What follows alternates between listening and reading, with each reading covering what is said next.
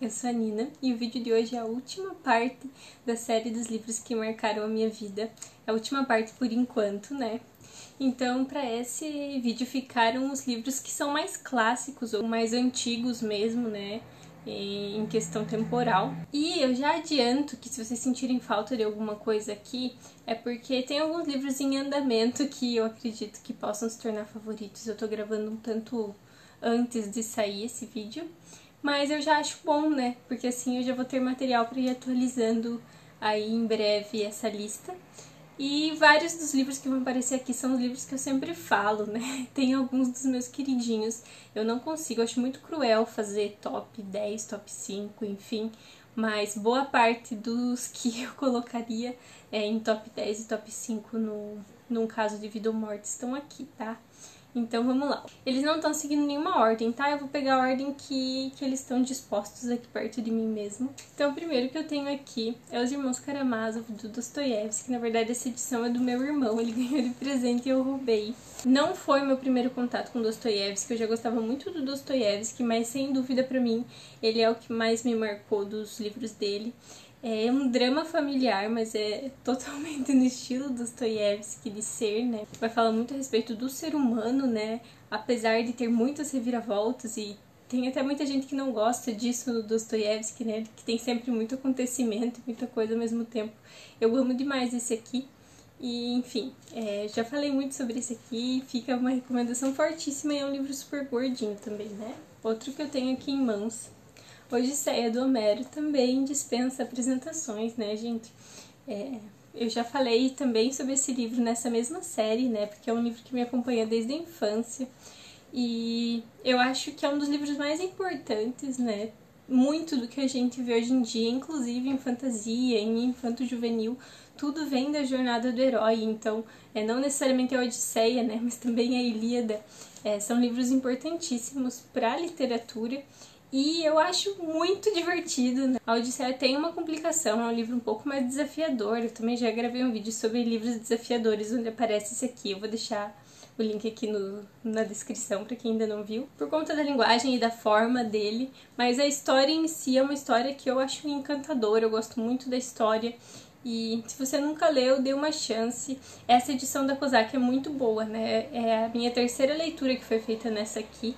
E eu acho melhor do que em outras. Mas se você quer dicas, né, se você tem alguma dificuldade e quer dicas pra facilitar a leitura desse aqui e de outros livros difíceis, dá uma olhadinha nesse vídeo que eu acabei de comentar. Chegou o momento desse livro aqui, né, que eu costumo dizer que é o livro da minha vida por conta da minha história com ele. Se eu fosse obrigada a escolher um livro, provavelmente seria esse, até porque ele é um livro imenso, então eu teria entretenimento, né, por algum tempo. Eu acho que, dentre os muitos méritos que existem nesse livro, que eu enxergo vários, ele é muito acessível.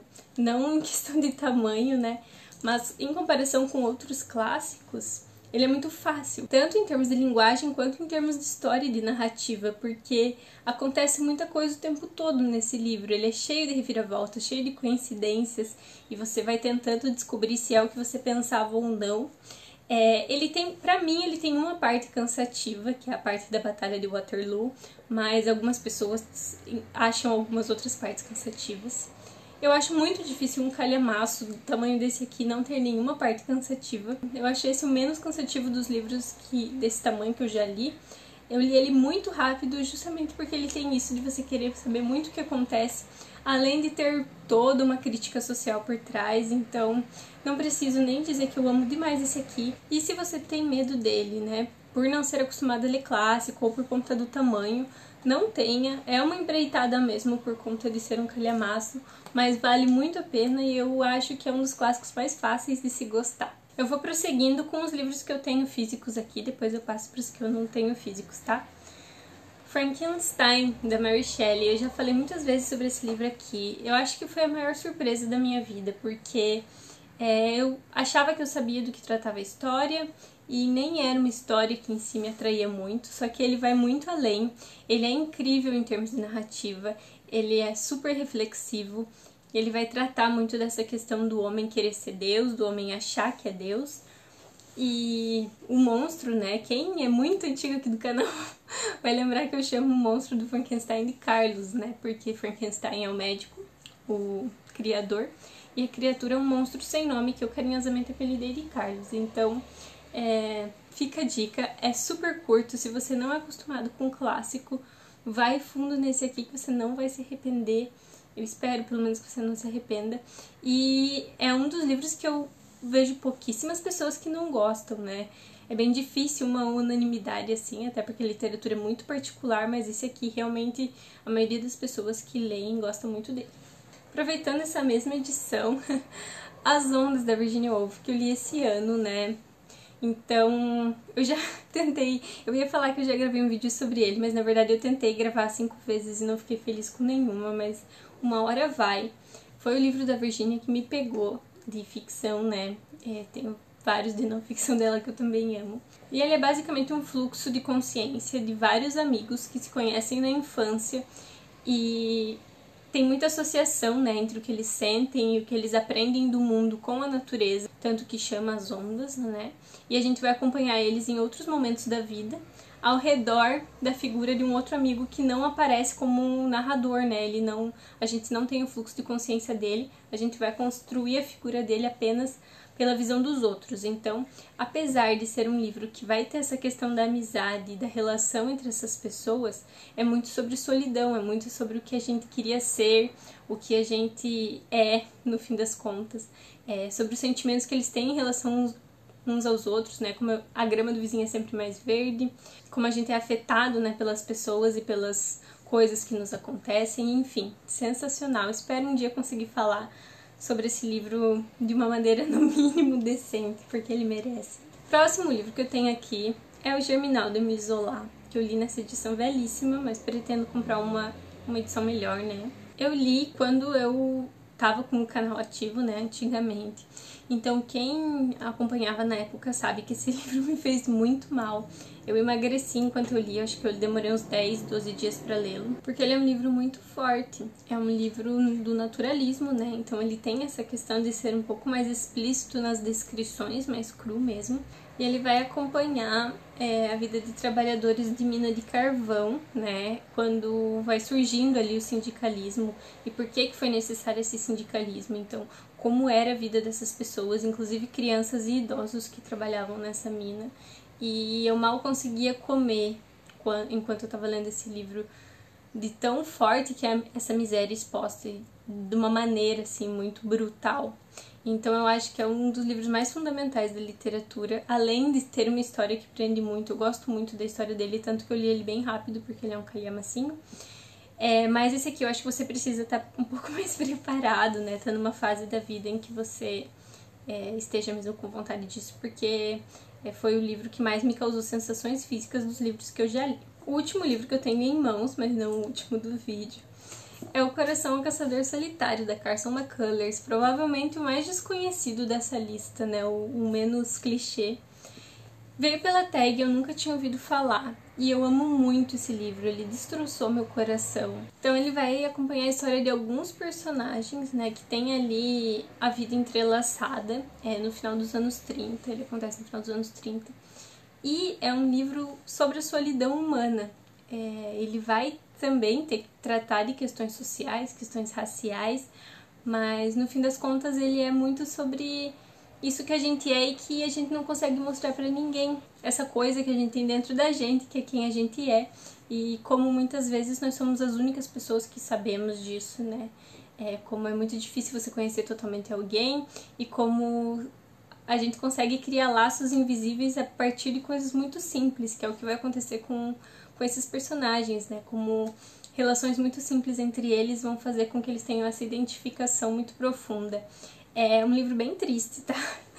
Falando assim tá parecendo bonito, mas é certamente uma das melhores coisas que eu já li. É um livro que mexe muito com o meu coração e me fez me apaixonar, né, pela Carson McCullers. Esse ano eu li outro livro dela que eu também amei muito. Então fica aqui a dica fortíssima. Passando para livros que eu não tenho em mãos. 15 Contos Escolhidos, da Katherine Mansfield, que eu li esse ano, eu li no Kindle Unlimited, então aproveite quem tem o Kindle Unlimited.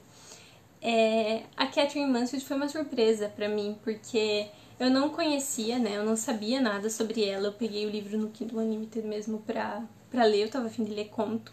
E conto é uma coisa muito difícil de mexer tanto assim comigo. E quando eu comecei a ler, foi uma paixão à primeira vista, eu fui hipnotizada pelos contos dela. E eu tava lendo algumas coisas sobre Clarice, né, na verdade sobre a paixão segundo GH, porque foi um dos livros que eu li recentemente. E a Clarice comentou numa entrevista, né, que quando ela leu Katherine Mansfield, ela olhou e sentiu, mas sou eu, no sentido de que aqueles livros estavam descrevendo ela, né.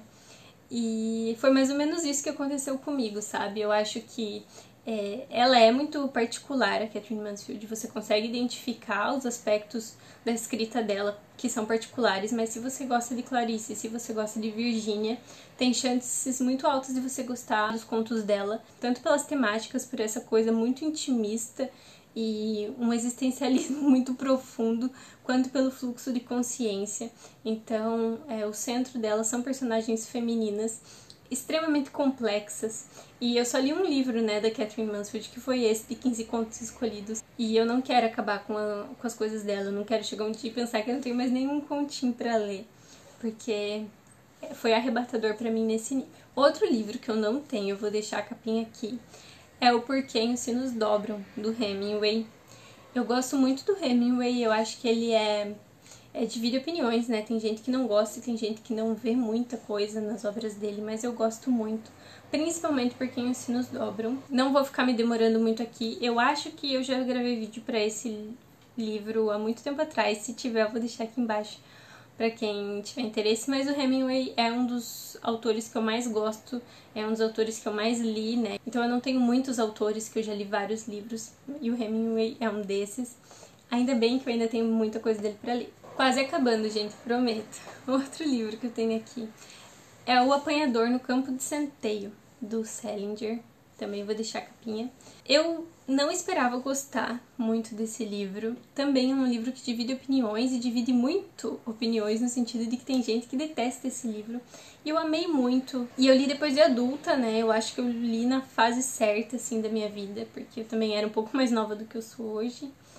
E eu gosto de tudo nele.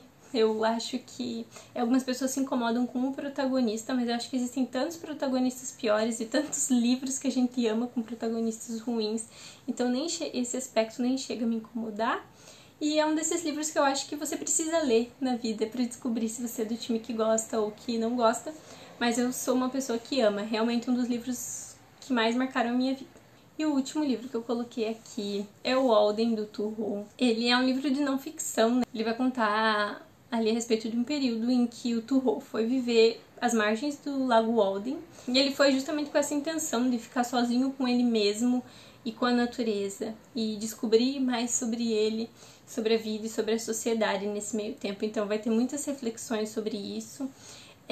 Foi um dos livros que inspirou, né, o Christopher McCandless, do Na Natureza Selvagem, que é um livro que eu gosto muito, um filme que eu gosto muito, uma pessoa que tem uma história que eu admiro. E eu tenho, né, uma frase do Walden tatuada, que eu acredito muito. Eu não gosto muito de só jogar essa frase aqui, mas ela já apareceu em alguma tag, porque ela tem todo um contexto no livro Walden, que eu acho que só lendo a frase isolada não consegue transmitir.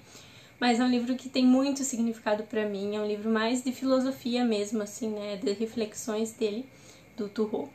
Mas fica a dica se você gosta desse tipo de livro, se você gosta de Na Natureza Selvagem, acho que o Walden é indispensável pra você.